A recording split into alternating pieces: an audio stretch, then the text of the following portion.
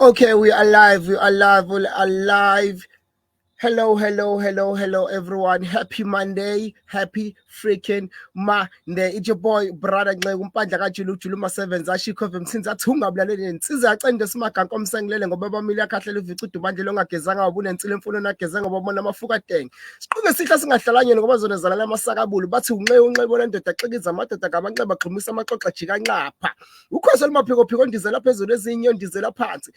Oshethele lenkomo zona zasinto mqhakazo phansi eblazi langisokho ngokuzala umfulo ngiphuza Sprite ngadlala ngiphuza icoke bathi uxipho ginyukhala bamgeza into mzimfuna zonke noma esethu usindisiwe yenina mani nxewe inceku dako kaningi ibeke it's NK1 show. Welcome bafethu niyabona ukuthi angihambi ngedwa ngihamba with the most beautiful lady in the whole world. Ngikhuluma ngobani? Mira on the well. Poo. Hello Mira. Hello, Bolweni, Sanmonani. Thank you so much, guys, for tuning in tonight's show. Guys, so make sure that you tag your friends in the comment section because you need to have them on the show. You can also share the live, so share that on your wall so that people know Uguti Live is taking place. And we love hearing from you guys, so please put in your comments, please ask your questions, share your thoughts on today's topic. Kuzo amnandi as usual. So yeah, let's kick it off. Back to you, Nlewu. Thank you very much, Mira Bafetu. You know the drill, you know the vibe. Please do share the live, mention people, especially Nibiza Madota Bafetu. Lendo Inga Madota, it's men's conference. We are transforming boys to men.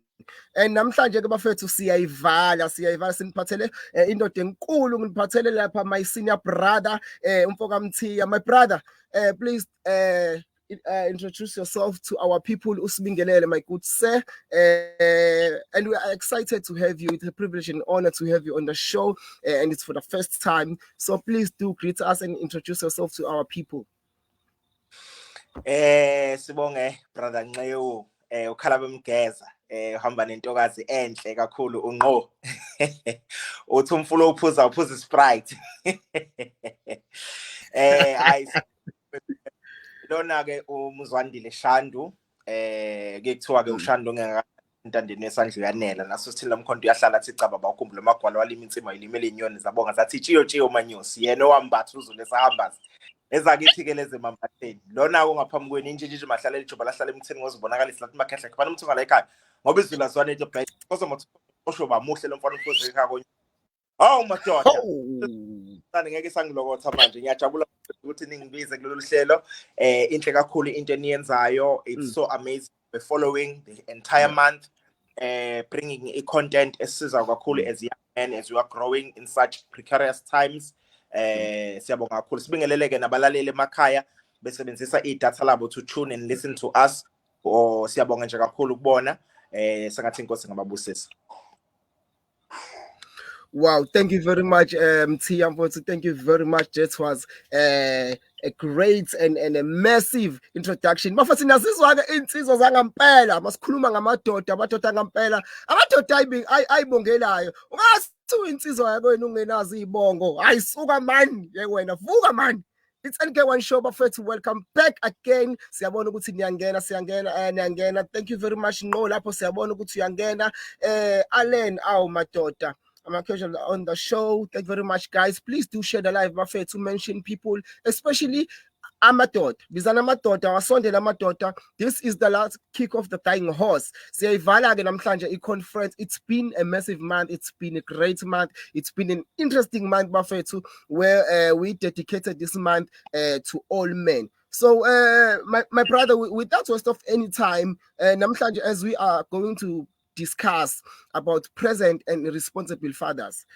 So as a present father and also a responsible father, mhlambe umbuzo engakubuza wona kuqala ukuthi how does that make you feel to be a father, to be always there for your children, to see your children every day, and kubona kufila kanjani nje ukuthi bebe nobaba okhona abambonayo obanikeza uthando each and every day of their lives? Mhlawumbe in one word, my brother, ngingathi it's fulfilling. A feeling engeke uzukwazi ukuyichaza, ongeke uzukwazi nokuyi-imagine until you are in that space lapho khona uzibona uproducer something, uzibona leyo nto leyo uthi take care of it, uzibona uyi-protector, and it becomes your daily mission.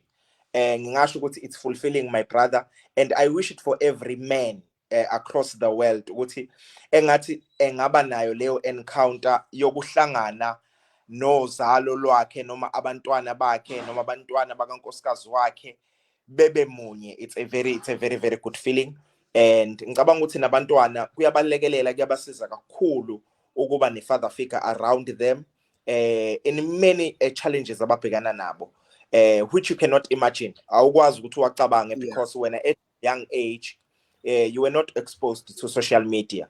When you were 8, 9, 10, 11, you didn't even think ukuthi ungaba ne cell phone, yabo. But to them that is their current daily missions. Ukuthi what the people think about me, it talks to their self-esteem, it talks to their well-being in many other angles of life. So ngingasho ukuthi it's fulfilling ukuthi uNkulunkulu asithembe ngabantwana, asinikeze abantwana ukuthi sibabheke, sibakhulise, and make sure ukuthi we are doing our best kuleyo department leyo. Wow, thank you very much, Mtia, for such a wonderful answer. Osinikeza yona. Mtia, but this thing is it's disturbing me. Ukuthi ekubeni usuchazile ukuthi how fulfilling it is to see yourself being there for your children, to see your children bejabulile ukuthi ubaba is here, ubaba is present, ubaba is supporting, ubaba is loving. And then there are children out there who experience the exact opposite kule nto ishoyo. They don't have fathers. They don't know ukuthi kunjani ukubona ukuba nobaba noma ukuba khona kwababa endlini. And lento ye fatherless le South Africa, it's like it's becoming a norm. Everyone is just making babies. Everyone is just making babies. Kulula nje kubantu ukuthi they're making babies and then they just walk away like nothing happened. So mhlambe before we go further on this one, maybe in your own perspective or in your own thinking, why do you think mhlambe amajita noma abafowethu they just walk away empilweni zengane zami ekubeni bebazi kahle ukuthi uzalisile, ekubeni kahle ukuthi kunomphefumulo ophefumulayo la oletho yena, but amajita are just doing anyhow, ayiphilela. I know ukuthi mhlawumbe ayashizile, ayiphilela kahle, yabo, ayiphilela impilo yawo enza noma yini, but these people have children, they don't support them, they are not even there for their children. So what do you think mhlawumbe yini yenza abantu bahambe einganeni zabo bangayinakekeli ingane zabo? That's a very good question. Engicabanga ukuthi sonke sine responsibility ukuthi siyibuke umbuzo ofana naloyo. Mhlawumbe examine ukuphendula ngiqale kanje ukuchaza ubaba ukuthi ubaba mesikhuluma ngefather, yini father, ngoba phela kulula ukuthi athi umuntu efather. Ubaba ke kuyekuthiwa umuntu wesilisa owumzali. Kusisekuleyo ndawo okuchaza ukuthi akekho omunye umuntu ongaba namandla ukuthi abizwe ngobaba engasiyena umuntu wesilisa. Ufuna ukuthi uqale ube umuntu wesilisa kuqala. Okwesibili ba umzali, ukuba umzali then ke sekukunikeza ke lelo gama ukuthi umuntu wesilisa umzali usobizwa kuthiwa ubaba. Kobaba ke bahlukene, baye bahlukanisa ka4. Khona lento kuthiwa i-biological father. I-biological father ubaba okulona osuke ezale umntwana, okusho ukuthi i-DNA yakhe iyatholakala kumntwana, uyena owafaka isidi kumuntu wesifazane, then abe i-biological father. Abaningi baye begcine lapho ukucabanga ukuthi mhlawumbe ukuba ubaba kuphelela lapho. Ukhona okuthiwa u-adoptive father, ubaba loyo osuke ethathe umntwana ongasiyena wakhe amenze owakhe abizwe ngegama lakhe. Loyo muntu ubizwa kuthiwa it's a adoptive father. Uthathe umntwana ongasiyena wakhe wambiza ngegama lakhe. Lo mntwana ukhula wazi ukuthi ubaba wami yilo, akusiyo wakhe biologically but owakhe adoptively. Okay, then mase sizoba nokuthiwa putative father. Putative father ke ngithi mina abaningi they belong here. Putative father, it's an alleged father. An alleged father kuthiwa ingane yakho le yanxewu. Nxewu kunengane yakho kwasibanibani, uyabo? Now uyazi ukuthi kunengane yakho lapha because walala nengane yakhona, but you have no scientific evidence. Mhlawumbe unama doubts, mhlawumbe futhi you are not even there for umntwana, labo babizwa kuthiwa it's a putative father. Ayikho evidence ukuthi umntwana wakho. Okay? And then we've got what is called a stepfather. Siyabanzi stepfather. Stepfather normally because of uthanda umama womntwana bese ke esethanda nomntwana bese ebizwa kuthiwa it's a stepfather. Abaningi bethu ngicabanga ukuthi naba viewers ethu sikhulisiwe ama stepfathers. We know ukuthi mesikhuluma nge-stepfather sikhuluma ngomuntu onjani. Umbuzo obuzile ubaluleke kakhulu. Sicabanga ukuthi yini edala la eSouth Africa ukuthi kubukeke sengathi lento yokuba obaba bayalahleka idalwa yini. Mhlawumbe ukunikeza nje umbukelo semakhaya. Ama statistics ayasilahla athi la eSouth Africa 60%, in fact above 60% of abantwana between age 0 to 17 bakhula bengekho obaba. That is South Africa. But uma beyihlukanisa ngokwama race, behlukanisa abantu abamnyama, amakhaladi, amandiya nebelungu, kuvele kuthuse kakhulu. Ngoba abantu abangabelungu 80% wabo bakhula bekhona obaba kanye namandiya. 80% amandiya belungu 82%. Bese kuzothi amakhaladi 51% yemndeni ikhula obaba bekhona. Bese kuzothi abantu abamnyama 30%. Okusho ukuthi uma uhlangana nengane yomuntu omnyama eklasini lengane ezu10 zo3 kuphela ezirelateayo nawe uma ukhuluma ngento okuthi ubaba, the other 7 don't even relate what you are talking about. They will have to imagine becabanga ukuthi ukhuluma ngento enje uma ukhuluma ngobaba based on mhlawumbe izitori abake bezizwe, ama movie abake bewabuke, izinto ezifana na, so they will have to imagine it. 7 out of 10 they do not have an experience of knowing ukulala esifubeni sikababa. They don't have an experience yokuphuma beyoswima nobaba wakhe, baba wakhe amthengele ice cream, akanayi experience yokudlala nobaba ibhola, akanayi experience yokuthi ubaba amtete emhlane noma amqoqoshe, things like that. Okay, so that is 7 out of 10, which are very disturbing numbers. Those numbers are according to SA stats. Now again, idalwa yini ke lonto? Mhlawumbe ake siyibuke ukuthi idalwa yini, mhlawumbe futhi yini esingayenza ukuzama ukuyilungisa. I'm not sure whether I'm still audible enough and say right. Yes, you are right. Okay, no, that's good. In South Africa, by its design, I think we have about a century, mesingathi mhlawumbe iminyaka e100 lapho khona kwa-disruptwa a family setup eSouth Africa. Mesithi kwa-designer a family setup eSouth Africa, what do we mean with that? We mean obaba balahlekelwe into ababeyazi neyayikade basebenzela within lo 100 years lo.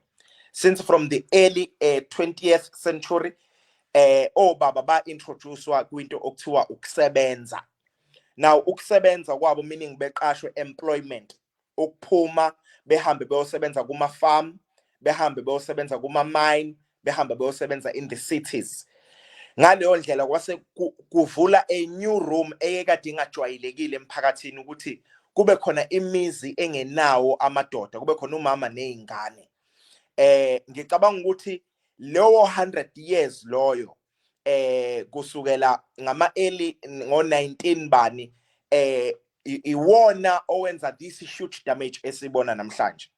Because before that obaba bebekhula nezingane zabo emakhaya, bebephuma beyolusa nezingane, beyotshala nezingane, beyokwakha nezingane, and umfana nje bekhula ubaba elayiduze kwakhe, kanjalo nentombazane bekhula ubaba elayiduze kwakhe, until ku introduce industrial type of working where abantu bephuma beyosebenza.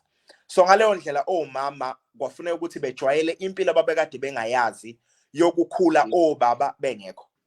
okwaletha-ke many unforeseen challenges ababekade bengawalindele. Sothi omama sebayalingeka balala nabanye obaba ngenxa yokuthi ubaba sehamba isikhathi eside akekho, ney'ngane seyikhula zigolozele umama, seziyazenzela isinom kanjani. Yaqala lapho lento ukuthi yenzeke ngendlela engakwazi ukuthi imanage-ke ngayo.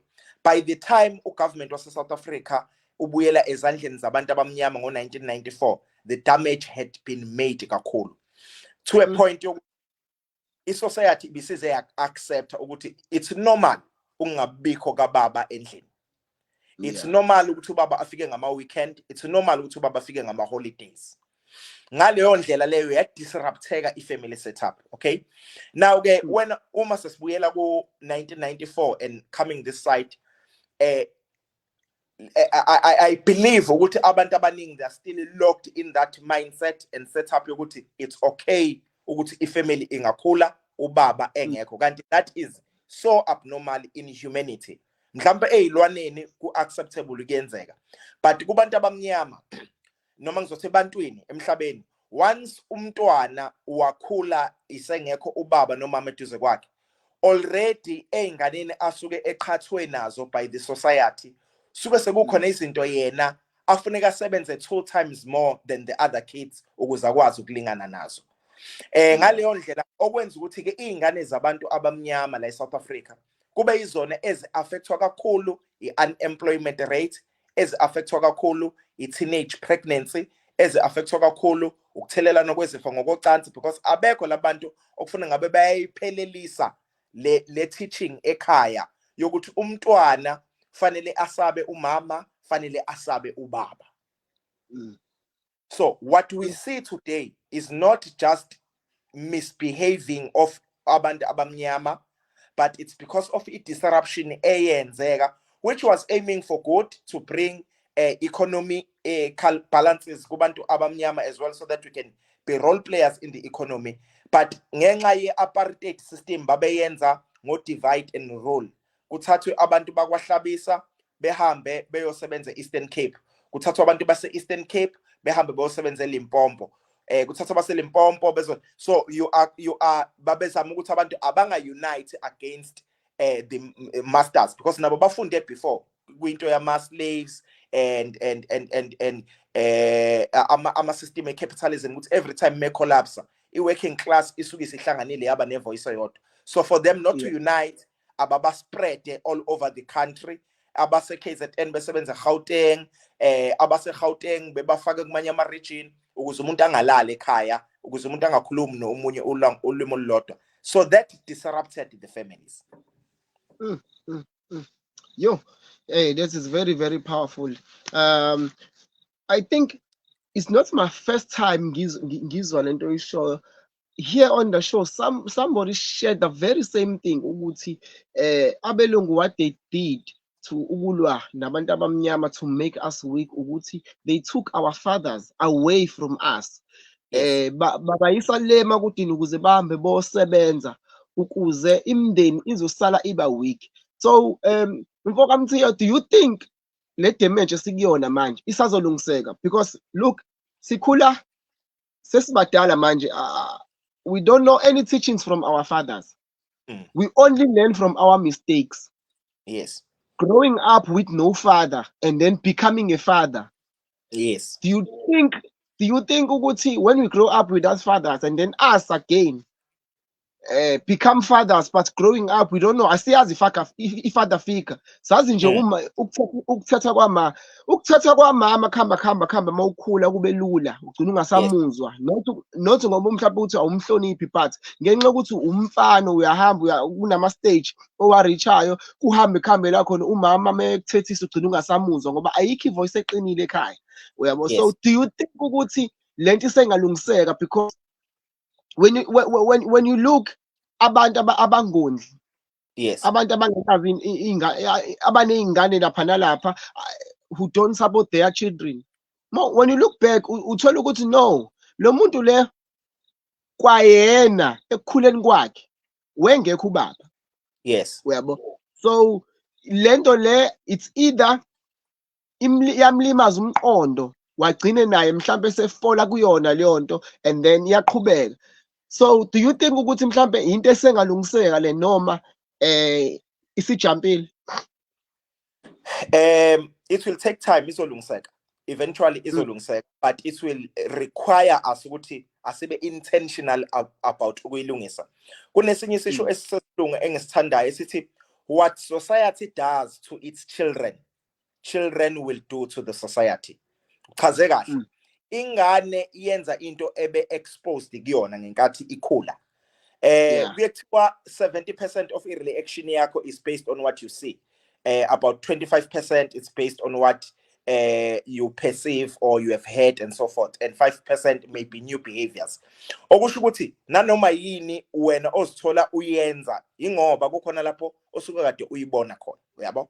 Very few babantu abakwazi ukuthi bethathe lowa 25% bese bencika kuwo behlale kuwo, because ngamanye amazwi labantu basuke bephikisana nento abayibonayo, bezinikele kakhulu kule abayifunayo. 75% it's based on what you see. So uma phambi kwakho uzobuka environment yokukhula odadewenu la bayazala, uma wakho la wenza isinoma kanjani, because uyedwa fanele ezama ukubalansisa kuba ubaba phinda abe umama ekhaya. Wena lokho kukwenza ukuthi ukhule unalento yokuba irresponsible by nature. Akusho ukuthi abantu abangakhuliswa ngobaba ba irresponsible, that a false narrative. But basuke be exposed on other side of impilo. And thina esikhuliswe obaba bengekho, because naleyo nkathi fanele sikhulume ukuthi umonakalo odalekayo ngoba bongekho mngakanani. Okay. Yabona umonakalo odalwa ubaba oshonile ekhaya awufani nomonakalo odalwa ubaba ophilayo emhlabeni but akekho ekhaya enganeni. Ubaba oshonile kucishe kufana, ngicela ukwenza lesibonelo nje ngengane. Uma unomntwana, umntwana wakho mangasashona, let's say una 10 years, umntwana wakho ashona. 2 years, 3 years later usuke ukwamkelile usuqhubeka nempilo. But uma umntwana wakho ne 10 years mangasaduke elahleke, kuthatha over 15 years for you to accept and move on.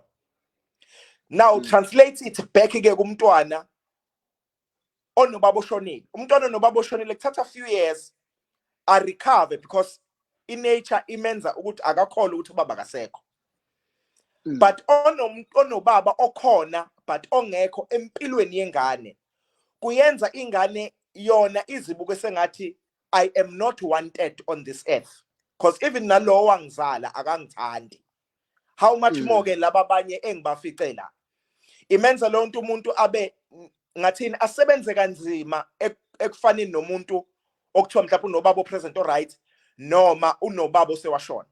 So umuntu abese esikhathini esinzima umuntu onobaba but ubaba ongekho empilweni yakhe, because ufila sengathi mhlawumbe nginephunga, mhlawumbe there's something better, nginesinyama. Why mina ubaba wazala mina engangifuni?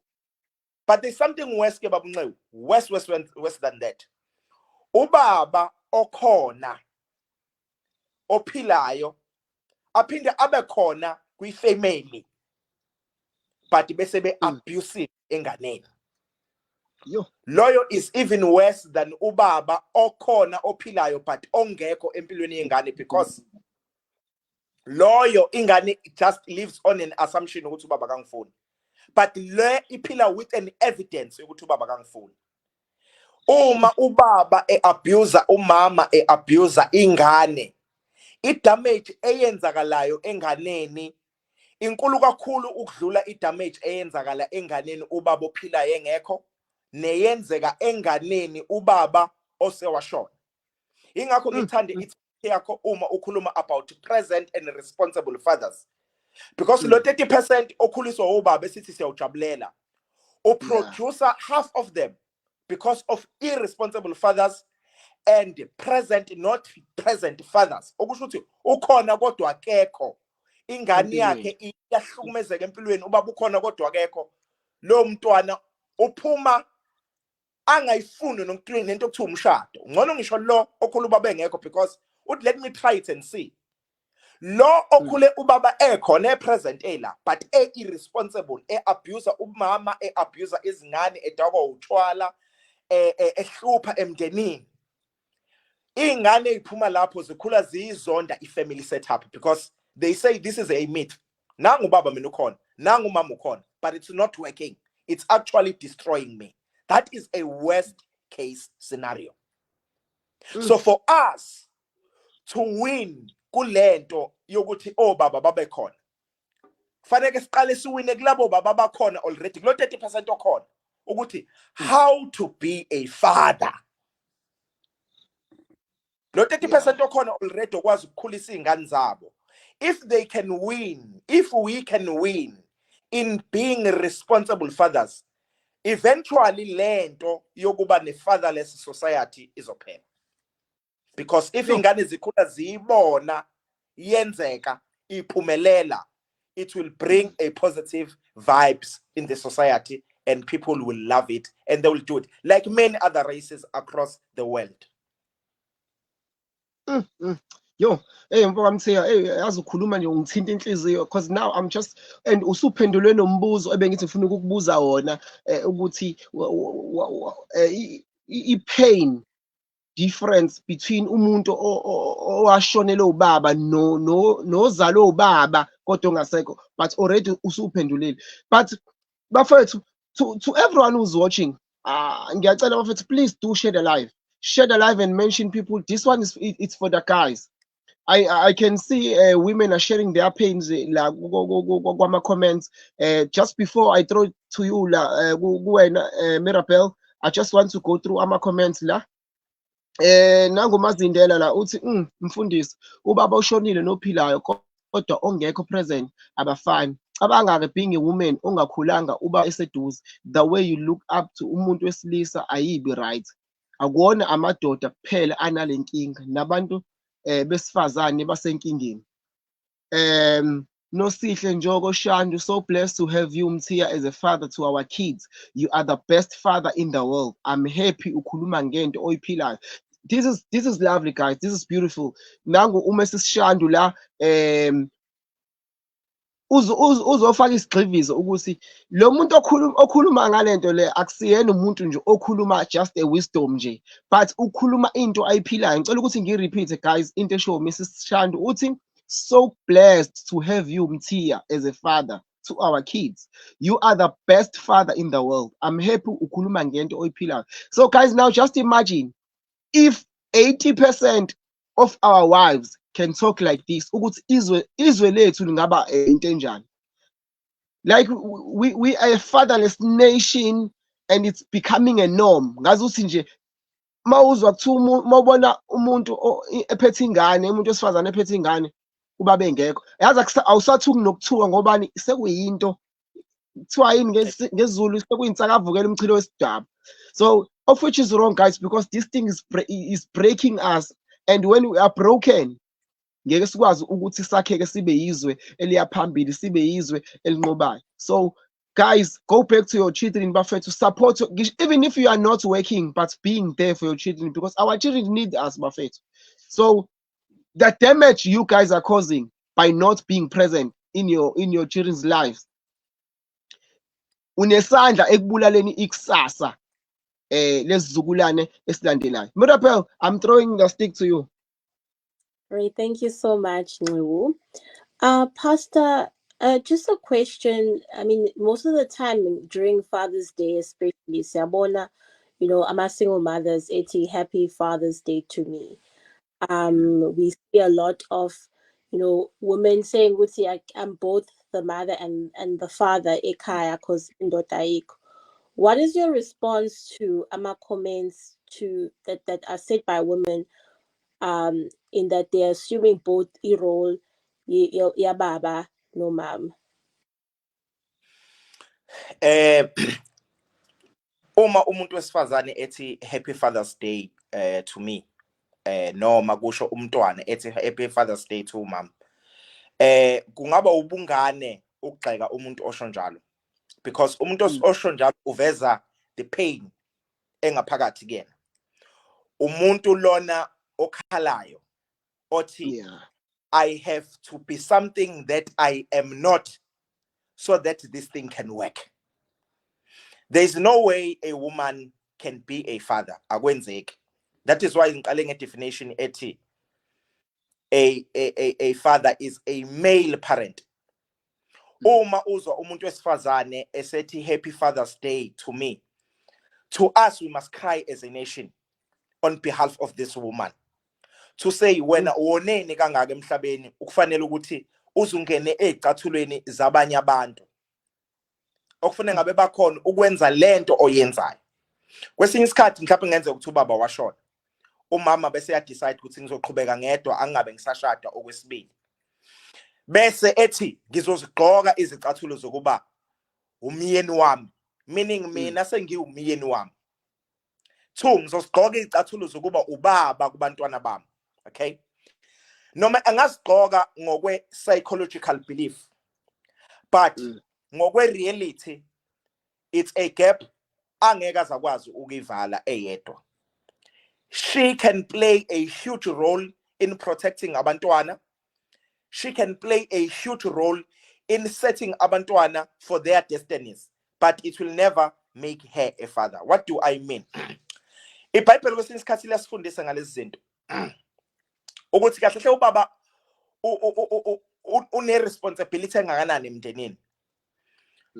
Kunesikhathi lapho khona uJesu ezozalwa, uzozalwa ingane, but ingelosi ifika kuma wakhe yathi ukuthi wena uzozala ingane because ukukhula kwengane kahle nokuba skilled kwayo nokuba muhle kwayo nokuthandwa kwayo ebantwini kuncike kakhulu kumama.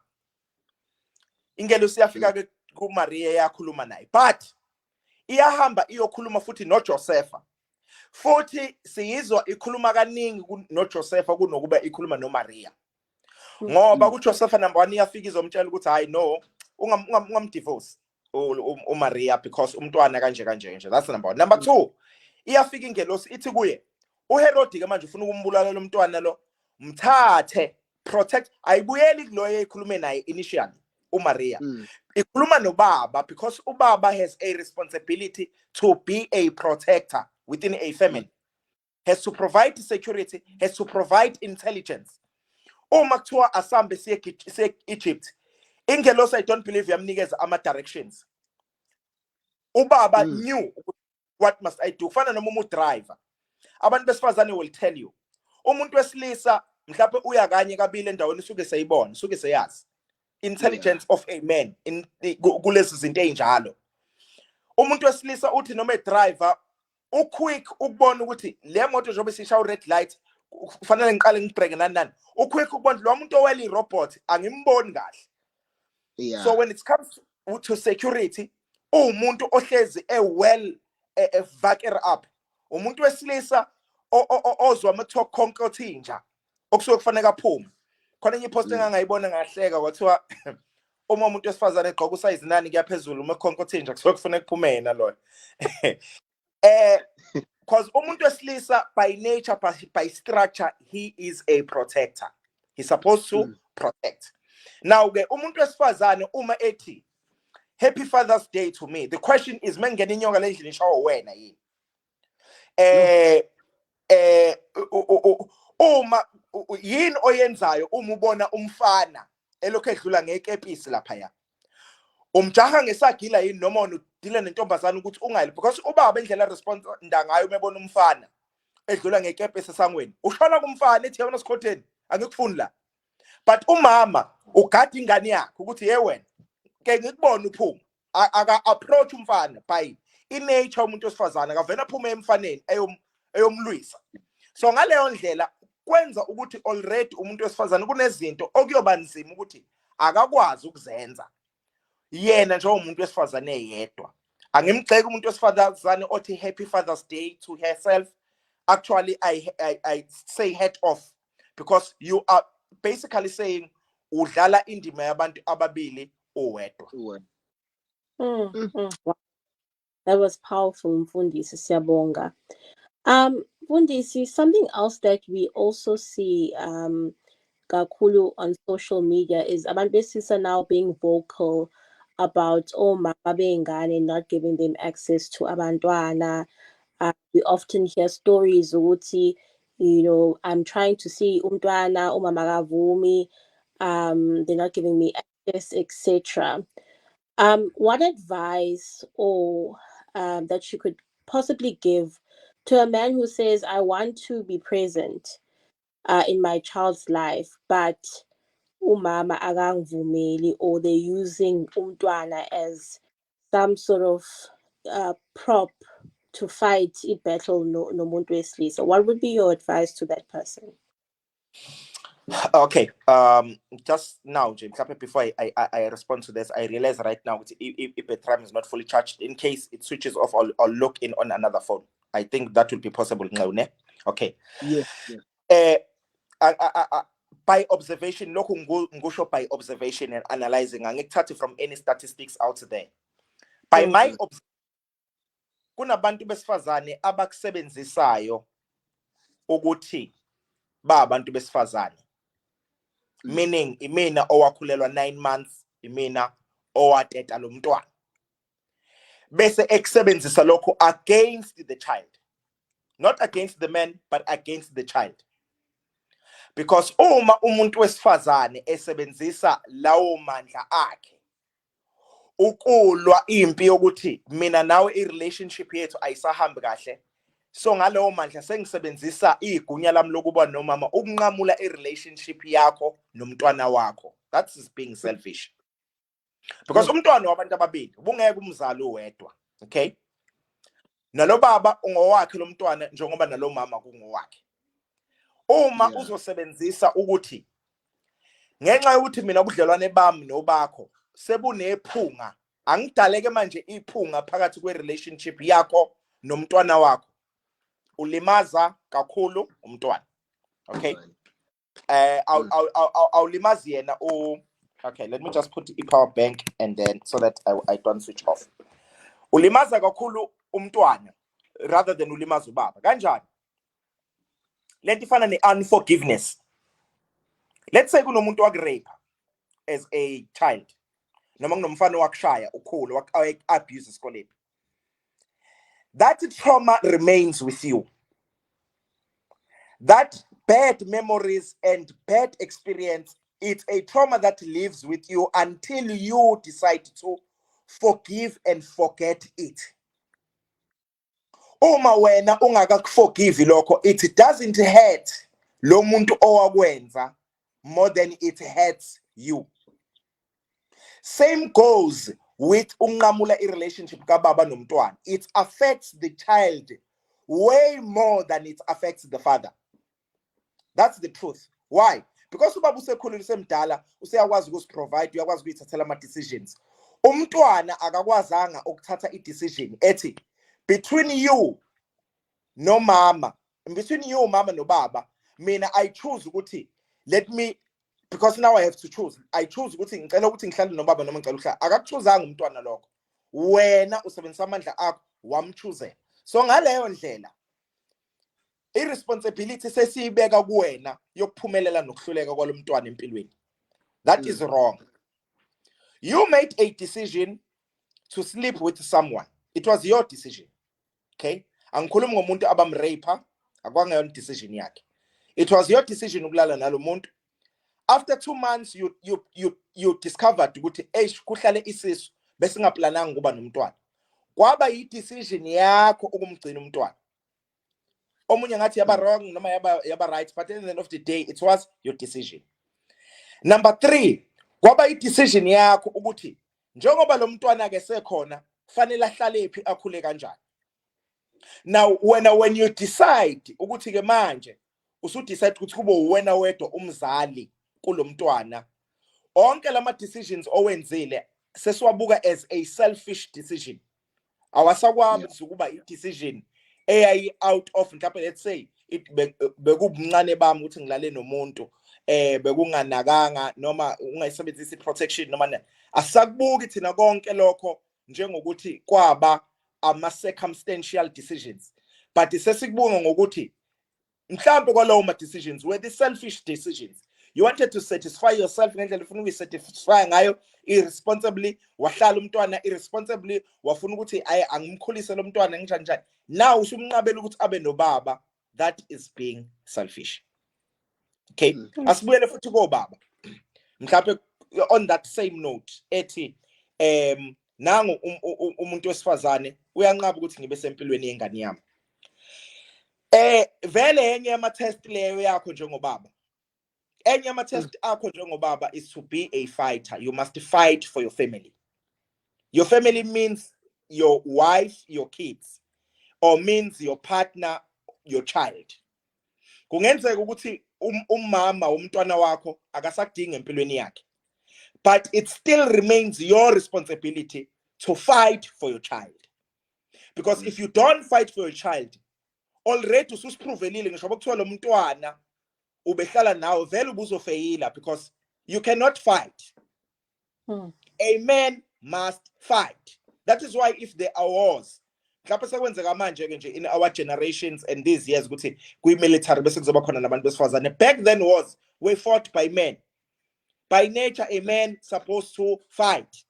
And when a man fights for a nation, usuke elwa eshiya ngemuva unkosikazi nezingane nezitha zakhe protector bonke labo bantu empini. So that's what happens uma umuntu wesilisa. Now how do you fight? Uma ubona ukuthi indlela yakho eya emntwaneni kunalo muntu wesifazane phakathi nendawo, find a way yokupholisa le yanhliziyo elimele ukuze ukwazi emntwaneni wakho. Find a way as a man. You can't use ukuthi because uma wakhe unekhanda eliqinile so I cannot reach out to my child. If it has to ukuthi you buy flowers, you give your flowers to your partner lo thandana nayo ngaleso sikhathi, and you say to her, please go and give these flowers to this particular woman as a sign to say I am sorry for what happened because I want to reach out to my child. It may sound crazy, it may sound impractical, but what I'm trying to point out into it, as a man, you need to fight in whatever possible means for your child ukuthi ukwazi ukuba sempilweni yakhe. Because ukuthi uhlulekile ngenxa kama wakhe makes you a failure. Sure. Wow. You see, that was powerful. Siyabonga kakhulu. The point that you've mentioned, ukuthi, men are fighters. Historically, we've seen abantu besilisa, they are the ones that were sent to war to fight. And, you quoted ukuthi mangeninyo endlini, it's the man that will, deal with it. Or it's the man that will wake up. Why do you think that in the modern times, as Pilakso, now we're not seeing men fight? What do you think is the cause of that, where men are not in the forefront anymore fighting for their families? Hey, yabona lo mbuzo lo ujule kakhulu. Ujule kakhulu lo mbuzo. And the answer engizoyikhipha may sound so very unfair. But think about it. The reason why men do not fight as much as the men of our forefathers and before, it's because of ownership. Men do not own families anymore. Let me prove it to you. If you have a government that can offer to feed your child, lento okuthiwa imali yeqolo and so forth, leyo nto indirectly iphuca amandla ne-responsibility kumuntu wesilisa.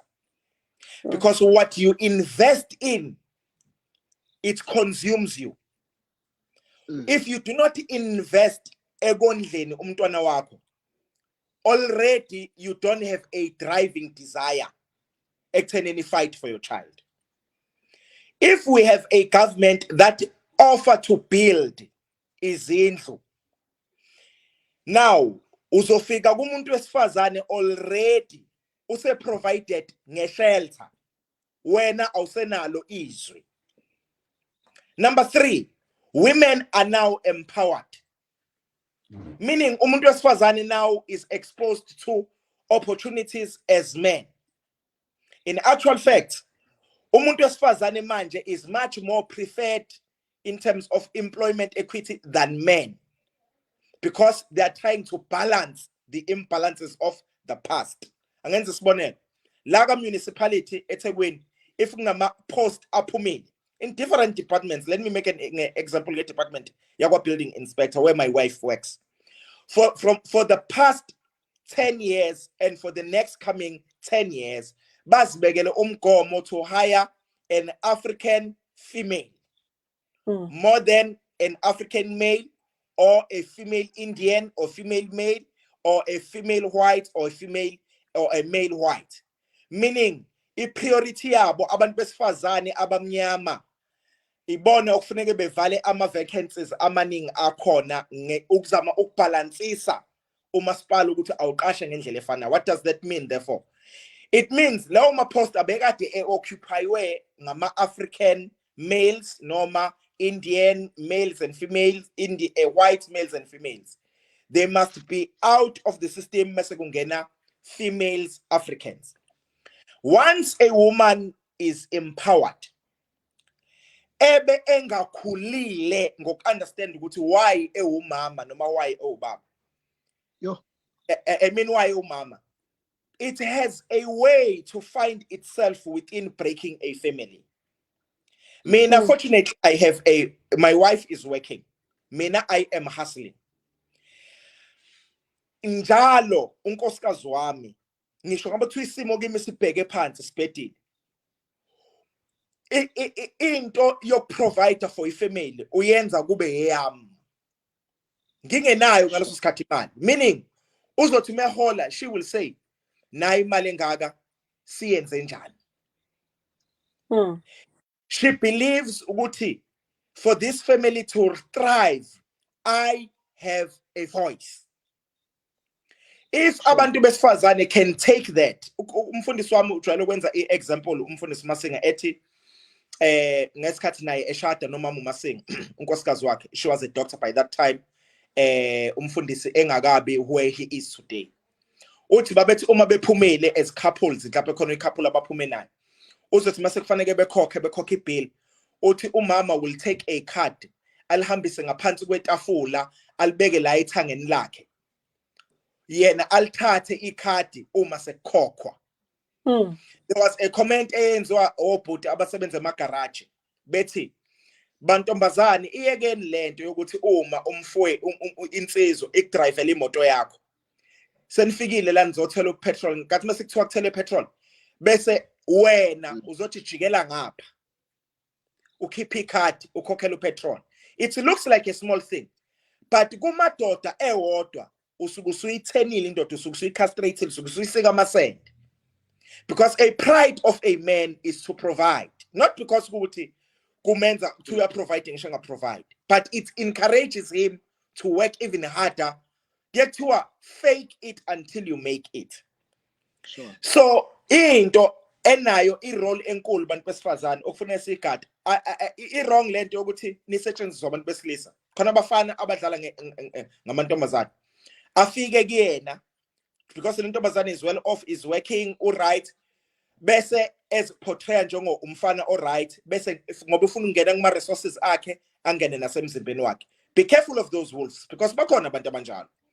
Yeah. But in that same note, uma umuntu ofisa ukwakha naye ifuture eselapha mkwakho, zama ukumkhombisa irespect, because irespect has a way to go enhlizweni yendoda easily than many other things. So mhlawumbe sengisummarize that the answer enginikezile ethi number 1, uhulumeni indlela enza ngayo uyawenza amadoda ukuthi angathi want to fight. Kuhle uhulumeni into ayenzayo because uzama uplifta the society ukuthi abantu abangahlupheki. But I would have preferred ukuba ngathiwa ngangcono ukuthiwa leyo nto uyenza mhlawumbe as some form of an incentive. Let's say for you to qualify for a grant, a man must do 1, 2, 3, and 4. Go to your local post office or your local municipality or your local this and submit. Meaning you have earned lento etholwa ingane yakho lapha lesisondlo, you have worked for it. So long as they are given for free, it makes a man not want to fight. Wow. Kuningi. I'm taking bits and bits because I think kubalulekile for us to also just understand how do we move forward, because you've mentioned I must 30% of our black households konubaba. You mentioned ukuthi the way that we can improve the situation here is to see healthy marriages and healthy homes. But we also have an issue where young men today, majority of them, abakhulanga babekhona, and these are the young men who are getting women pregnant. They have an economic situation where abantu besifazane are being hired more than abantu besilisa, so umsebenzi ayikho for men.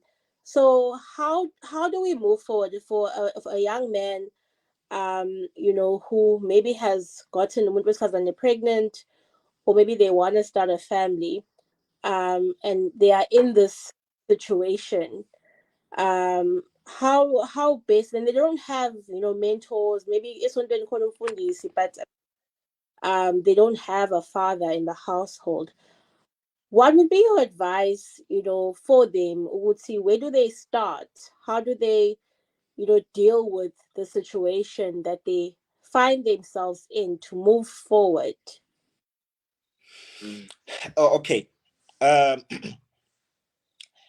Ngokwe-observation enginayo, ngikubona ku-sweet and romantic ukubona umfana egibela amatekisi ephethe amaphempasi. Yeah. Yabona mina ayikho into engihambilisha njengaleyo,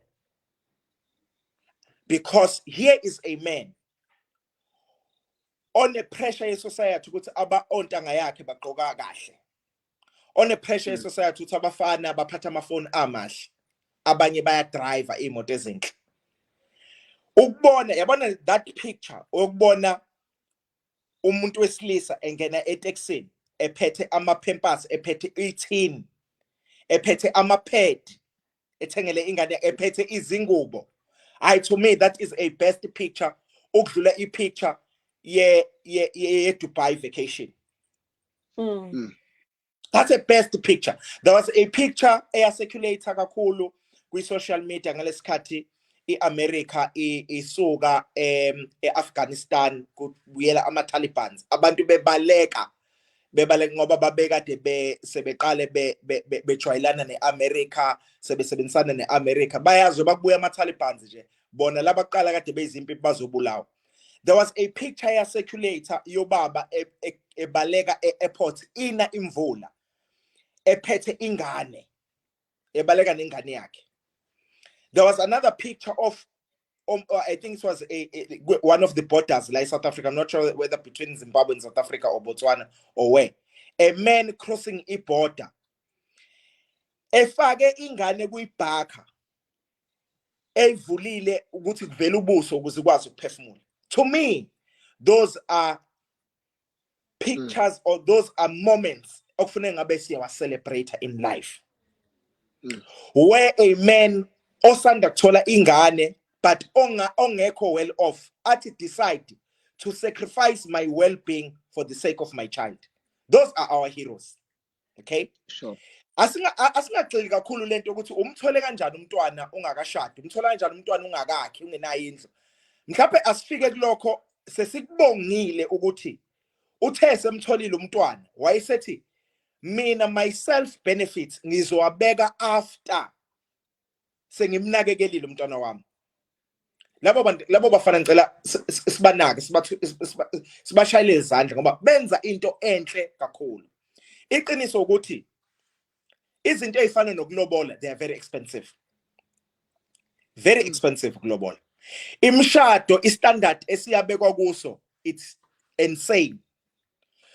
Nanga umfowethu uyasebenza as a security, noma nanga umfowethu uyahustlisha, uyadayisa, noma nanga mhlawumbe uqashiwe ngenhlahla kamasipala, noma usebenza egarage ufaka upetrol noma ini.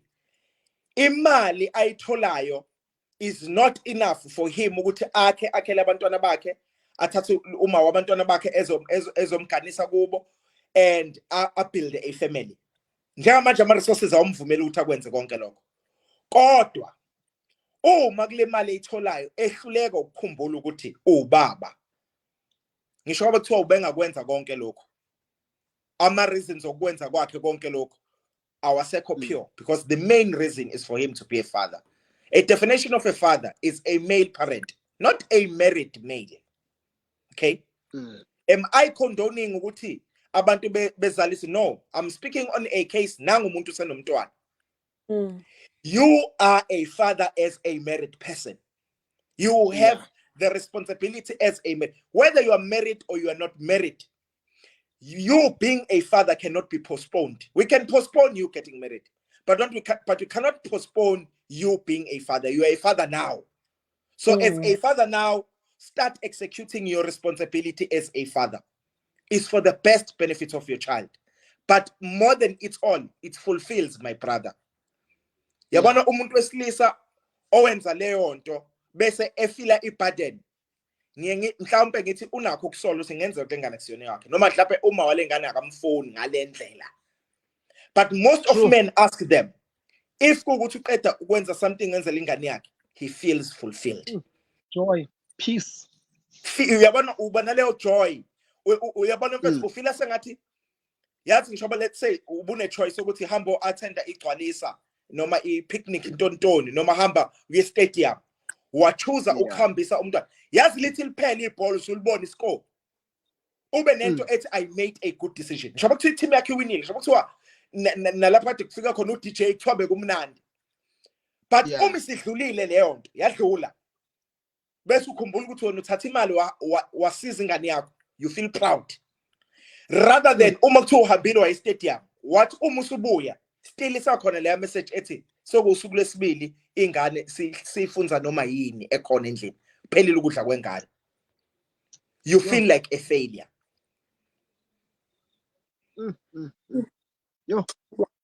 Wow. Mfundisi, that was powerful. Thank you so much for that great explanation. Nxebu, I don't want us to miss our comments or questions from our viewers. If you could just take us through that, please.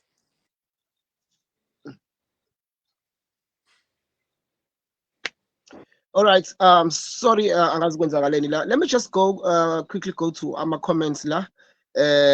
Ngiyabona ukuthi osisi baphendulana la kwama comments. Ziyakhala. Guys, we are having such a profound teaching. And I'm sure ukuthi, and I'm happy. I hope amajita are listening bafethu.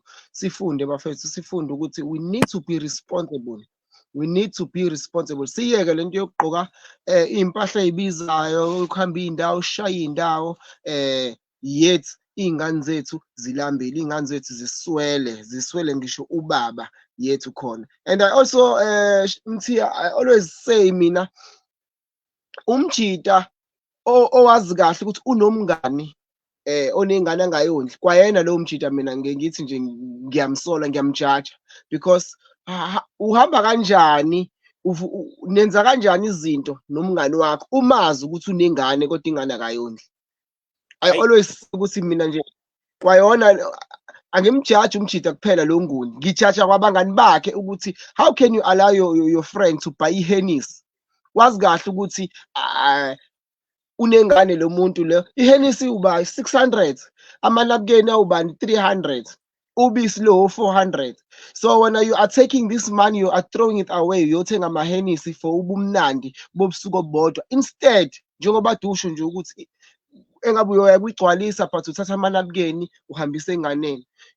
You know, mina I always say I judge even ngisho abangani balo mjita lo, because abamkhuzi, even iy'nceku, even kuthiwa uyinceku, you are doing something for your brothers, but you know ukuthi unengane ongayondli, you are doing a good thing, but nje it's very wrong ukuthi you are making your child to suffer, but making other people, you are making the streets, you are impressing the streets, yet your child is suffering and your child needs you.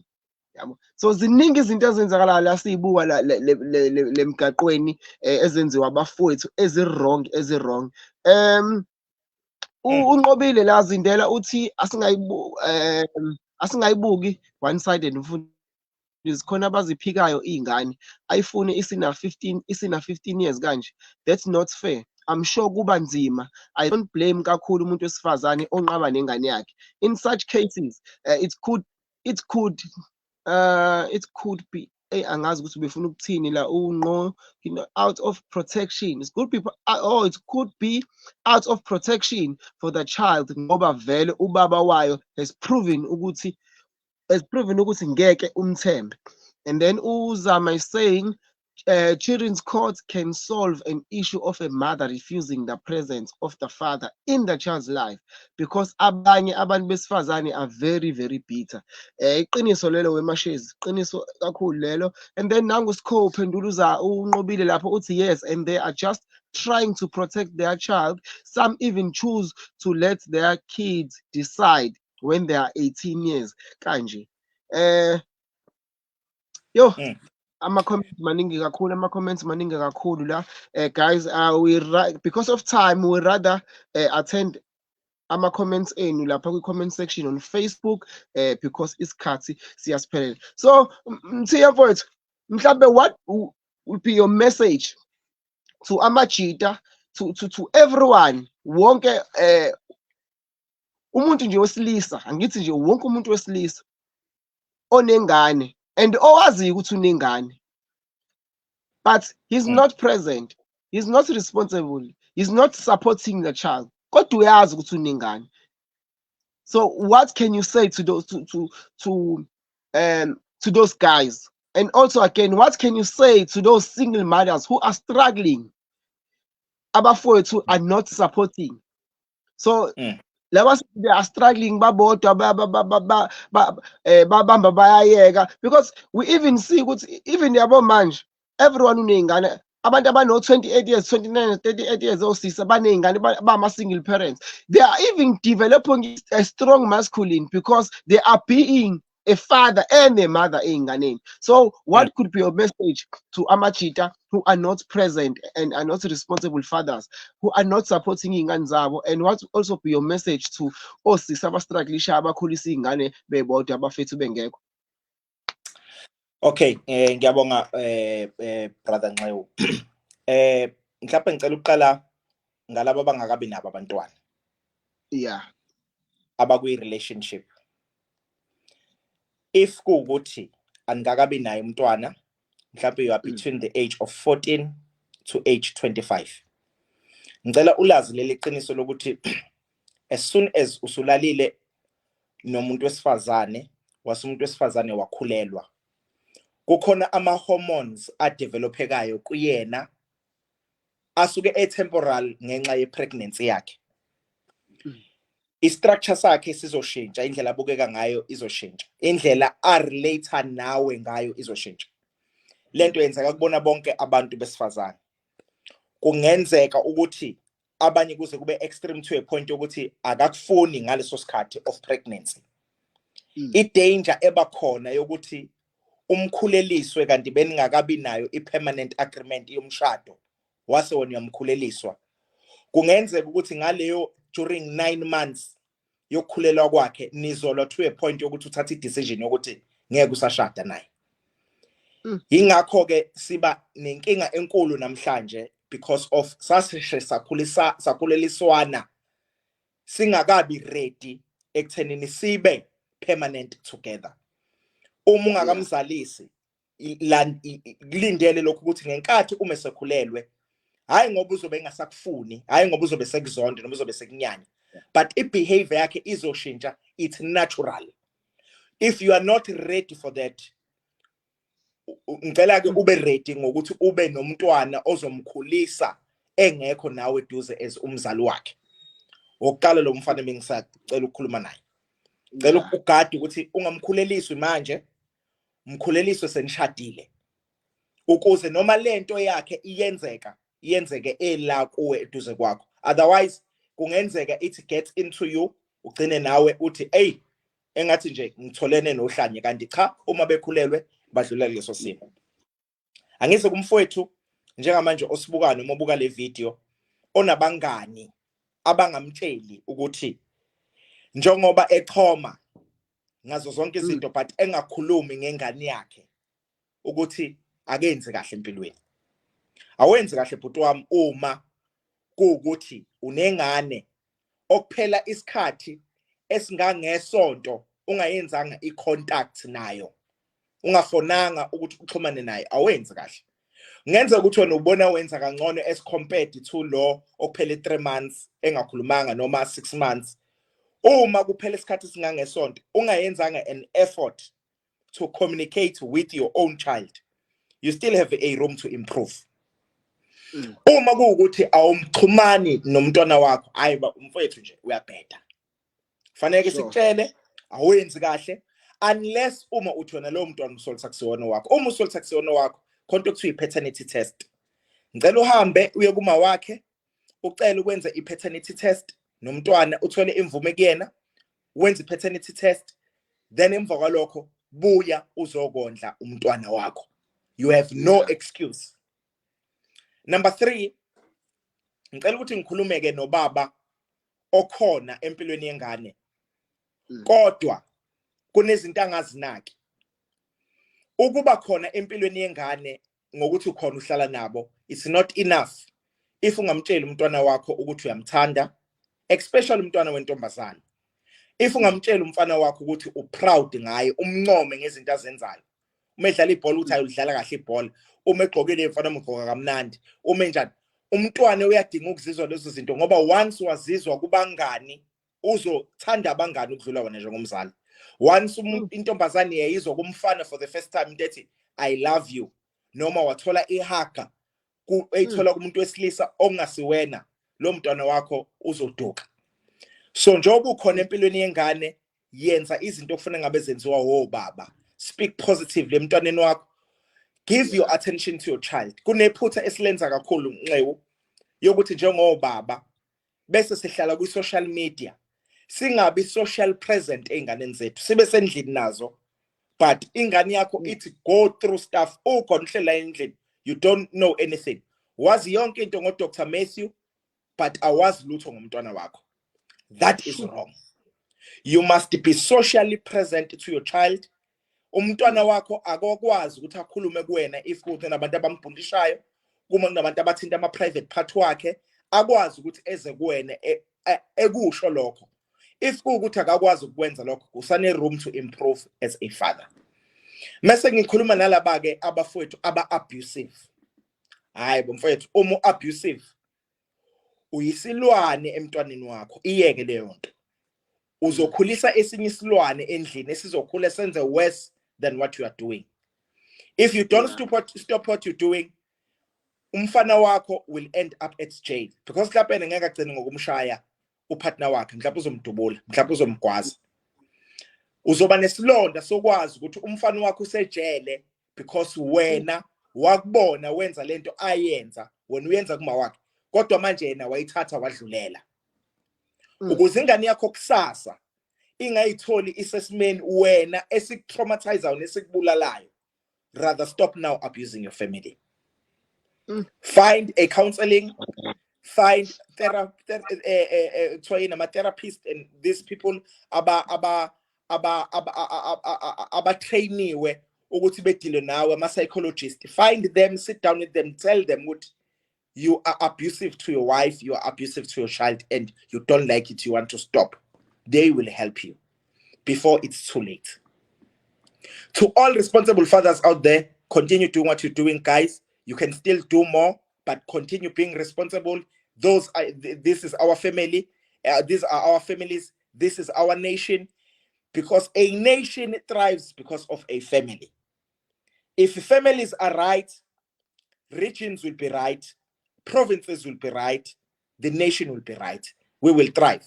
What we saw in Springboks doing, it's because of a family setup. We must have families. Yo, Mtia, that was very, very powerful, my brother. Yo, thank you very much. Thank you very much. Bafethu nizwile akekho umtshitshi esingakhulumanga naye namhlanje, whether you are there for your child, but kunezinto eyilekhaya noma izinto oshoda ngayo, make sure ukuthi you improve, because you are not just raising a child. You are raising someone who might be something in future. So it is in your hands to destroy or to make or to build your child. So bafethu akwanele ngampela ukuthi sibe khona nje kuphela, but we need ukuthi senze sure ukuthi abantwana bethu sikhona ngayo yonke indlela, siba supporta ngayo yonke indlela, sibenze bazizwe bebalekile, bethande. Thina abantu abamnyama asijwayeleke ukuyisho lento le ukuthi ingane sitshela ingane zethu ukuthi siyayithanda. Well, I'm guilty on that one. I've never told my sons ukuthi ngiyabathanda, but I always tell my daughter nje angazi, it's because maybe she's it's because she's my daughter, but I always tell her ukuthi your daddy loves you. Mhlambe manginaye awupheli 2 hours ngamtsheli. So I'm starting to feel guilt ukuthi even my two sons, I don't tell them ukuthi ngiyabathanda, even though I'm there with them, playing with them, but namhlanje ngiyafunda ukuthi even a son, you need to tell him ukuthi uyamthanda because ubaba wabo. So here, thank you very much, my brother, for such a teaching. Abafowethu ngiyathemba ukuthi bazwile, whether you have a child or you don't have a child. If you don't have a child, uzobo ubaba also prepared. So machita, go back. If ulalele le video, ulalele lo live, uyazi ukuthi kunengane ongayondli, go back to your child. It's never too late. Go back to your child. It's never too late. But see, if all booty they are coming back, bayayisola, please allow them. We understand ukuthi you guys are angry. Nami ngise ngaba kuleso state leso years back, I think 7 years back, where uma wengane was not present. I was doing everything by myself. Ngimcela ukuthi akangisize, wangakwenza ngaze ngangena ey'kweletini because ngenza yonke into, ngibheke ekhaya, ngibheke ingane, ngaze ngabuild up i-anger, ngagcina sengenza into eyacishe yangifaka ejele. I almost did something eyacishe yangifaka ejele because I was angry. Ngase ngiqala ne-bitterness ukuthi she's not there. And who says ukuthi ingane isikhulile isiyinhle, and then she wanted to come back, so I was angry. So I understand leyo nto into engisengaba kuyona, but please guys, if abafowethu they are coming back ukuzosupport ingane because bayayisola ngesenzo sabesini, let's allow them bafethu. Izingane ziyabadinga obaba bazo, njengoba desho nje umthiya ukuthi ingane engenababa, umndeni ongenababa, it's very dangerous because ubaba is a provider, ubaba is a protector. Well, even though siney'ngane ke singashadile, but allow umjida ukuthi abe sempilweni yengane. Machita asenzeni better bafethu, asibeni amajida akho. Let us transform, let us change from being boys now and transform and be men. Mthiya, once again, thank you very much, my brother. It was a privilege and honor to have you on the show. Ukuspenda nje isikhathi sakho nathi la, you should be mhlawumbe ngabe khona izinto engabe uyazenza kodwa you are here with us, uyasitodisa singabafowethu. Thank you very much, my brother. May God bless you. Siyabonga kakhulu bhuti wami. Thank you Nxele. Thank you to our viewers. Thank you, sir. Guys, well, it's a good news. We had 5 weeks sifundisana women's conference, so it was a grace ukuthi October ube nama 5 Sundays, because kulama 5 Sundays besibuyisa amadoda kuNkulunkulu, and then kulabo 5 Mondays besiqinisana sakhana samadoda. So this is the last Monday for women's conference. Yo, what a month, guys, what a month. Ngizizwa njengendoda ephelele. So thank you very much, guys, to everyone who's tuning in. Sixolise nge-co-host yethu, I think she's having network problems because angazi wenzelani, I added her on the screen, so angekasakwazi ukuthi azivalelise. So thank you very much, guys, to everyone who's watching. Keep sharing the live and keep mentioning the guys to come and watch the stream.